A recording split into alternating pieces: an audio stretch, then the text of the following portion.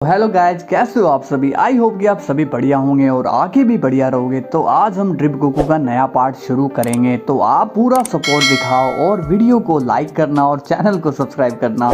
तो शुरू करते हैं स्टोरी को। सो गाइस, ड्रिप गोकू और डॉक्टर स्ट्रेंज का प्लान कामयाब हो गया और वो गैंग को ख़त्म कर देते हैं। इसके बाद डॉक्टर स्ट्रेंज एंड गोकू जाते हैं कमरताज में। गोकू पूछता है, यहाँ के विलन्स पावरफुल तो नहीं है बट चालाक बहुत हैं। डॉक्टर स्ट्रेंज कहता है, जो नेक्स्ट विलन है वो तो और भी ज़्यादा चालाक है। गोकू पूछता है, इससे भी चालाक?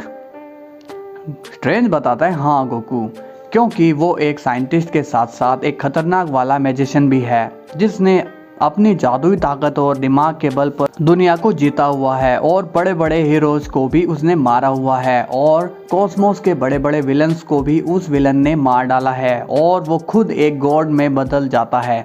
गोकू पूछता है, क्या वो गॉड बन चुका है? डॉक्टर स्ट्रेंज कहता है, अगर हम फ्यूचर देखें जिसमें तुम ना हो तो आगे जाकर वो ये सब करने वाला है और उससे तुम्हें ही रोकना होगा।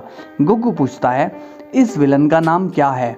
डॉक्टर स्ट्रेंज बताता है, उसका नाम है डॉक्टर डूम। गोकू पूछता है, डॉक्टर डूम, इसका नाम तुमसे कितना मैच करता है? स्ट्रेंज बताता है, नहीं, बस डॉक्टर वर्ड मैटर करता है। गोकू पूछता है, तो ये आखिर है कौन और क्या कहानी है डॉक्टर डूम की?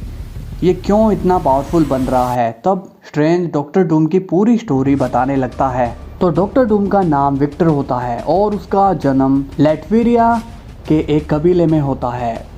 उसकी मॉम का नाम सिनेस्थिया था जो कि एक डार्क मैजिशियन थी। उसके डैड का नाम वर्नर था जो कि एक डॉक्टर थे। विक्टर की जो मॉम थी वो अलग अलग डीमन से शक्तियाँ मांगा करती थी और विक्टर के डैड सिनेस्थिया को ऐसा करने से रोकना चाहते थे। तब सिनेस्थिया वर्नर को समझाती है, हमारे गांव की हालत बहुत ख़राब है और चारों तरफ बीमारी फैली हुई है। अगर हमें कहीं से भी हेल्प नहीं मिली तो सभी एक एक करके ऐसे ही मारे जाएंगे। मैं अपने काले जादू से अपने परिवार और कबीले को बचाना चाहती हूँ और इससे वेक्टर को भी काफ़ी फ़ायदा होगा। ये कहने के बाद वो वर्नर की बात नहीं मानती और उस डीमन से शक्तियाँ लेने की कोशिश कर रही थी, लेकिन उस डीमन ने सिनेस्थिया को ही कंट्रोल कर लिया था। डॉक्टर स्ट्रेंज की ये बात सुनकर गोकू शॉक्ड हो जाता है और पूछता है, इसके बाद क्या हुआ? डॉक्टर स्ट्रेंज बताता है, इसके बाद उस डीमन ने सिनेस्थिया को कंट्रोल करके उस गाँव के सभी बच्चों को मार डाला। ऐसे होने के बाद सिनेस्थिया को होश आता है और उसे पता चलता है कि उसने काफ़ी सारे बच्चों को मार डाला। इसके बाद गांव वालों ने गुस्से में आकर सिनेस्थिया को मार डाला और विक्टर और उसके डैड वर्नर को गांव से बाहर निकाल दिया। ये सब होने के बाद विक्टर के अंदर गांव वालों के लिए काफ़ी ज़्यादा गुस्सा भरा हुआ था और फिर वो दोनों गांव से चले जाते हैं और इसी बीच बर्फ़ में जमने की वजह से विक्टर के डैड की मौत हो जाती है। अब विक्टर के अंदर गाँव वालों के लिए और गुस्सा भर गया। फिर वो धीरे धीरे बड़ा हो गया। उसने अपने साइंस और मैजिक के दम पर ऐसा डिवाइस बनाया जो कोई भी नहीं बना सकता था। विक्टर के इस टैलेंट की वजह से उसे अमेरिका पढ़ने के लिए बुलाया गया। अब विक्टर को ये लगता था कि उस डीमन ने उसकी माँ की सोल को कैद कर रखा है, इसलिए वो एक ऐसा डिवाइस बनाना चाहता था जिससे वो अपनी माँ की सोल को आज़ाद करवा सके और फिर वो अपना पूरा टाइम इसी में लगाने लगा। इसके बाद वो उस डिवाइस को बना लेता है जिससे वो दूसरे डायमेंशन में ट्रैवल कर सके।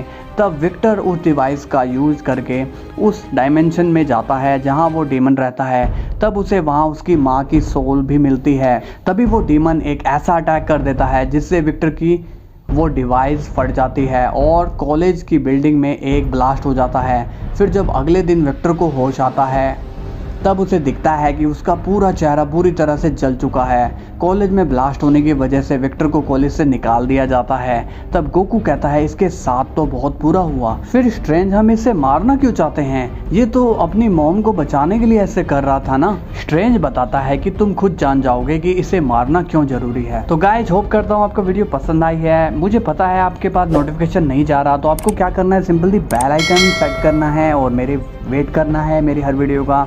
लाइक ज़रूर करना। कल फिर मिलते हैं। आपकी एक लाइक भी मेरे लिए मोटिवेशन का काम करता है। तो कल फिर मिलते हैं, तब तक के लिए बाय बाय।